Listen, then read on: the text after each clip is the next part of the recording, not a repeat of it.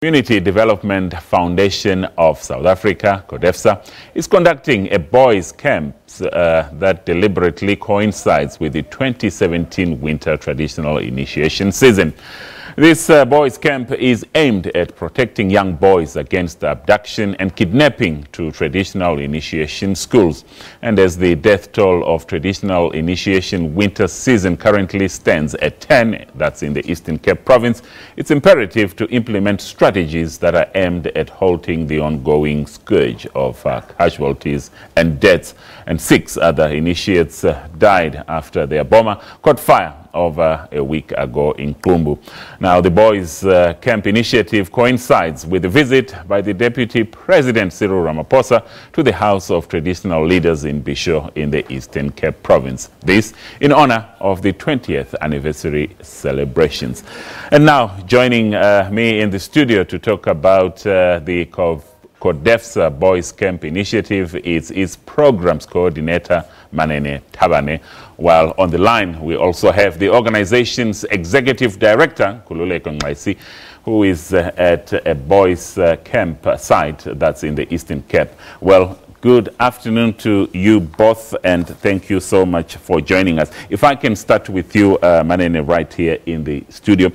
Just for how long has this CODEFSA initiative been on, and how far have you gone in making progress that is to achieve the objectives of this initiative? Thank you.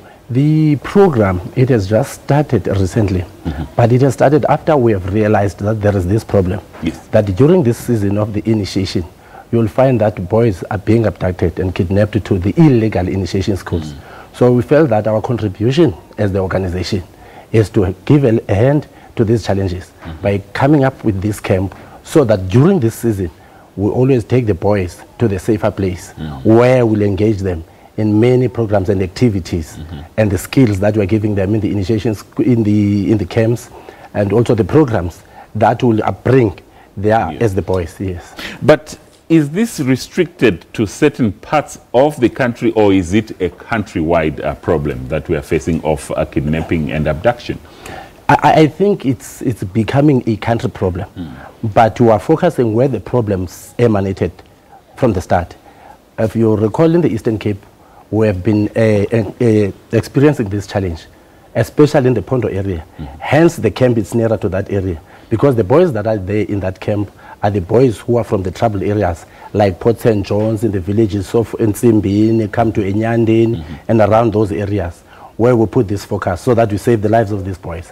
But in general, the problem it's spreading gradually. But how far or how bad rather could it be, like in a province, for instance, like Halting here in Halting? It is also bad in the same as in the Eastern Cape. The issue of kidnapping, it's more mushrooming in the region of CDB, where boys are being kidnapped without consulting the parents, without the consent of the parents, and they are taken to these illegal initiation schools. And I think they are also targeting these female-headed homes, where there are no fathers in those areas, where they will have these boys abduct them to these illegal initiation schools. And that alone has caused the death of these boys, especially in the province of the Eastern Cape, where my Executive Director, Mr. Nkululeko Nxesi, is. Well, we'll talk to him in just a short bit, but as an organization, as CODEFSA, what's your position on initiation generally? Do you encourage it? Do you discourage it? Generally, we're encouraging this cultural practice as an organization. Hence, we have come up because we want to save it. We want to promote it, protect it, and preserve it as an organization. We want people to conduct this practice in a manner that is relevant to our culture. So we are fighting this issue of commercialization, because if you look at this thing, it all falls down to the issue of commercialization, where people, without even experience, will abduct these boys to the initiation schools, where they would request money. Soon after they are there, they will then call the parents to say, pay this amount of money because your boy is here.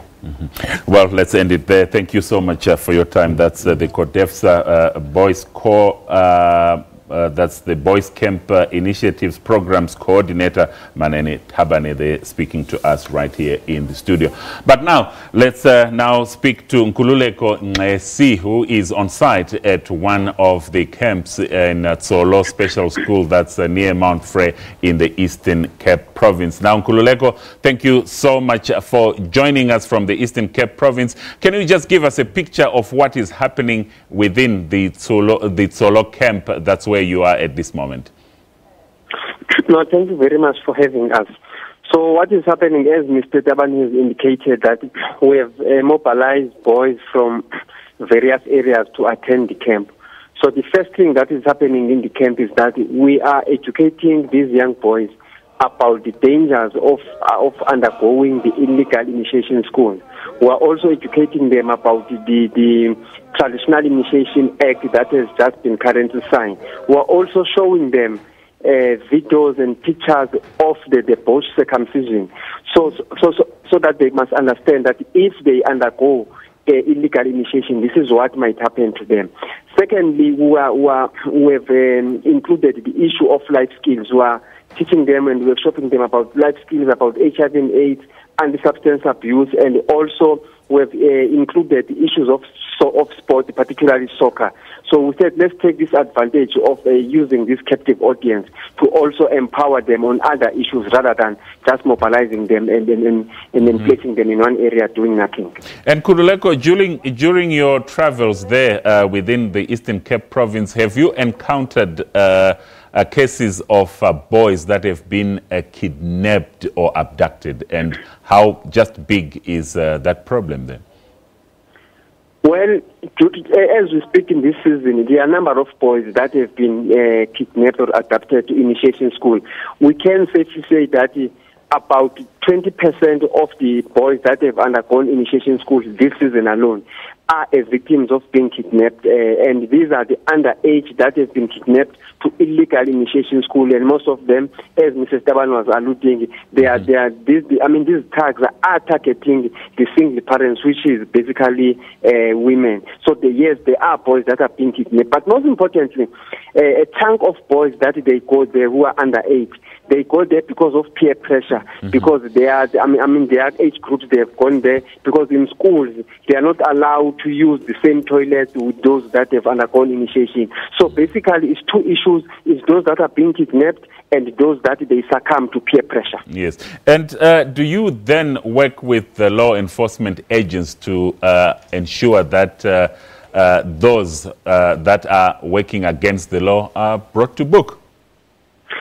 Yes, since now there's a new law in Eastern Cape, to be specific, that stipulates the issues of offences and the punishment, because in the past you did not have this kind of law, and then people were being arrested, but they were released because the prosecution was unable to prosecute them. Now that there is a law that clearly stipulates the kinds of punishment, there are a number of illegal traditional nurses and traditional surgeons that have been arrested. In Eastern Cape alone, in this season, we are talking about 16 of those people that are languishing in jail.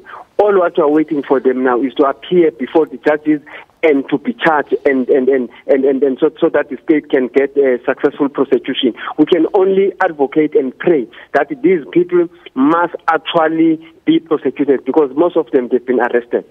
Well, we wish you all the best in that work, and thank you so much for your time. That there was Nkululeko Nxesi, the Executive Director of CODEFSA, speaking to us from the Eastern Cape Province.